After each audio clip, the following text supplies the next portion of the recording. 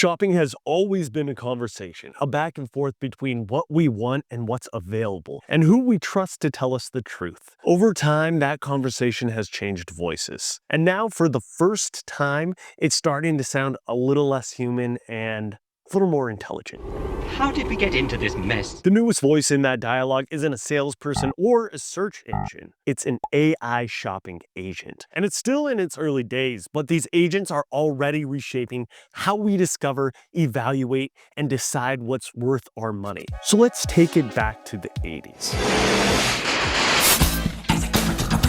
I'd planned to speak to you tonight. Hasta la vista, baby. Really reach it out of the body. So it's 1982 and your decade-old toaster finally dies. It's time for you to buy a new one. The internet is in its infancy, more of a science project than a communication tool. And no one outside of research facilities even know it exists. So you drive to your local appliance store and you browse their selection. If you have time, you visit a second store and you compare options and prices, or you just go home and discuss it with your spouse.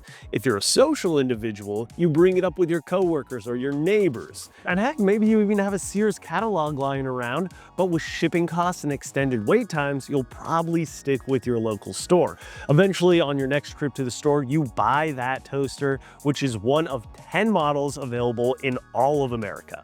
So to recap, this was a time-consuming purchase that required a salesperson, a spouse, neighbors, gas, and mental energy. Fast forward to 2025, and there are a million different toasters on the internet. Thousands of online retailers all promising the best deal, the cheapest shipping, and the most comprehensive return policy. Truly spoiled by choice. So how can we possibly decide? The answer is an AI shopping agent, a digital agent that uses artificial intelligence to search, compare, and even buy things for you. Now, they're still in the early years, but there's already an AI agent for everything. And not only does it save time and money, or some other third thing. Well, what else do you want? AI finally puts the mic back in our hands, and it doesn't make shopping perfectly fair, but it does let us speak up again to ask, compare, and negotiate. Whether it's a toaster or a new job, shopping is clearer than ever if you know how to use your agent. The upside is real, but there are still risks and questions about using AI. What about my digital privacy? How do I know the AI is working for me and not some hidden sponsor? You look lonely. I can fix that. How does Agentic AI work? And above all, does it actually save me money? Hello, I like money. Agentic AI flips the scripts on retailers who have been leveraging big data to get us to buy for decades. In the 80s, ads were basically random. A billboard, a TV commercial, a cold call. The target audience was huge and the net cast was wide. In the early 2000s and 2010s, things got increasingly targeted.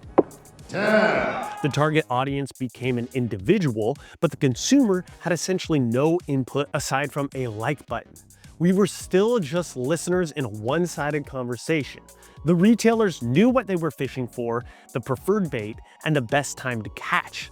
We were just the prey. Now, in the last 5 years since the advent of the public LLMs, like Gemini and ChatGPT, the power has shifted back to the consumer. Now the consumer can catch fish. Now, how do we do that? We are now part of the conversation, a conversation with the internet. Before online shopping, buying was very personal, but also exhausting. We were talking to salespeople, friends, and family. The market ran on conversations, often biased or manipulated. Then came personalization. Ads knew us too well. Now, I saw you click something that makes me think you want 40,000 live ladybugs. I just clicked that link because I thought it was a funny thing on Amazon, not because I'd ever want to buy them. Okay, but you did click it, so you're kind of interested? Now it's become human again, and we're back to talking. Shopping has always been a conversation. From primate ancestors trading tools to shopping for a smartphone, and while we were silenced for decades, with AI agents, we have a voice. The goal of shopping has never changed. We want the best product at the cheapest price. AI shopping agents can streamline this process. While personalized recommendations have been around for decades, large language model AI, or LLM for short, with access to your purchase history and digital footprint, can figure out exactly what you need, find the best price among all of the vendors on all of the known internet, and give you a list of options for where to purchase it. It can give you coupons and even tell you if you need to wait for a sale or a newer version. If you still aren't happy, you can compare warranties, shipping times, packaging, and so much more. The world is now your toaster. In 1992, Xerox research wing developed Tapestry, a collaborative filtering system that sorted emails through annotations, essentially a human-guided spam filter. Now, by 1995, researchers at MIT had brought that concept to the entertainment industry with Firefly, which recommended music based on user rating and taste similarity, laying the foundation of modern recommendation engines and one of the first public-facing AI personalization tools. Now, that same year in '95, Anderson Consulting launched Bargain Finder, a price comparison bot that searched 8 online CD retailers to find the best deal. Effectively, the first shopping agent, but no AI yet. Within days, retailers began blocking it, foreshadowing the business-consumer tug-of-war that still defines AI-driven shopping today. And just 1 year later, the geniuses at MIT busted out another gem that could automate negotiations. The program was called Cosma. It automated the classified section on the mid-90s internet, the first negotiation tool of its kind. Although Cosma never went public, it could be considered the first true AI shopping agent. But if we're going to be calling it an agent, it needs to be doing some negotiating to make sure that you get the best price, right?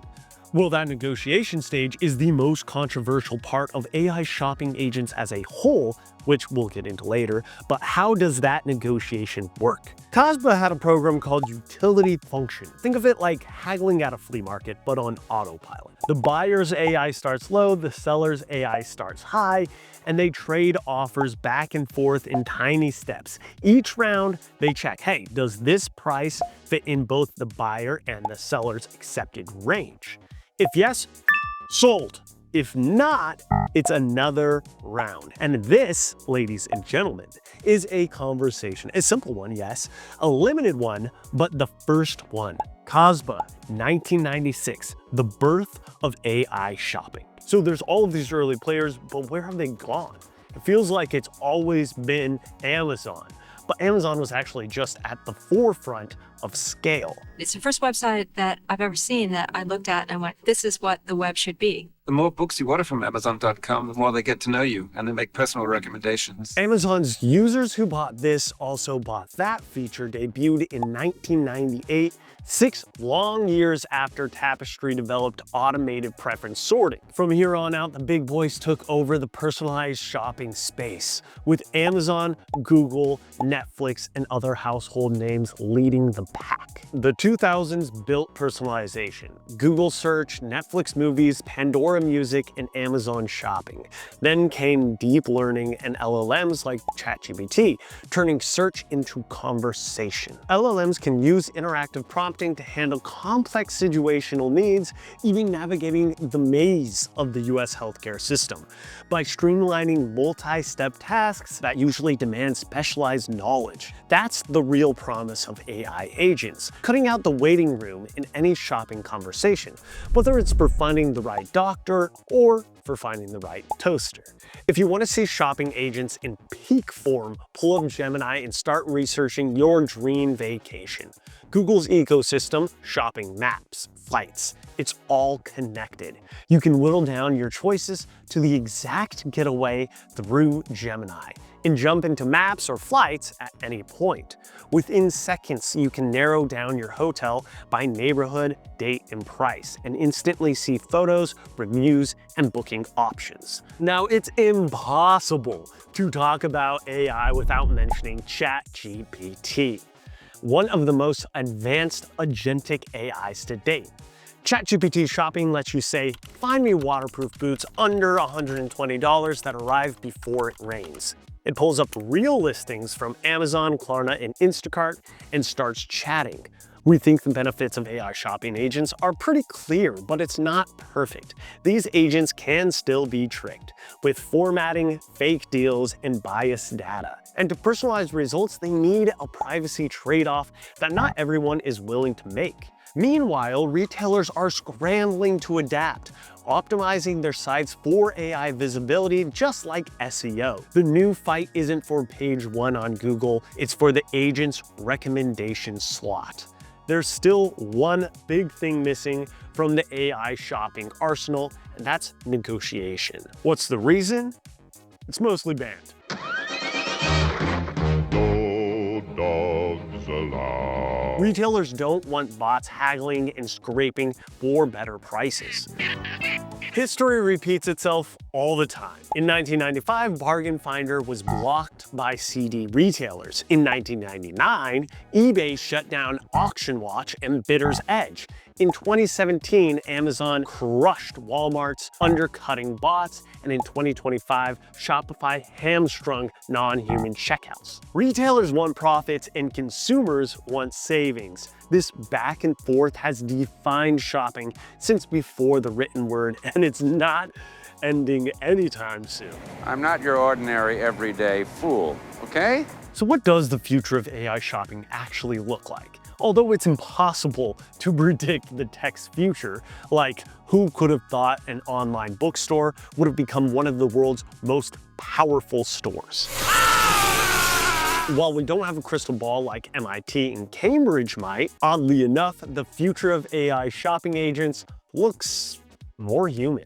A study from MIT led by Michael Vaccaro revealed that the principles from human negotiation theory remain crucial even in AI to AI contexts.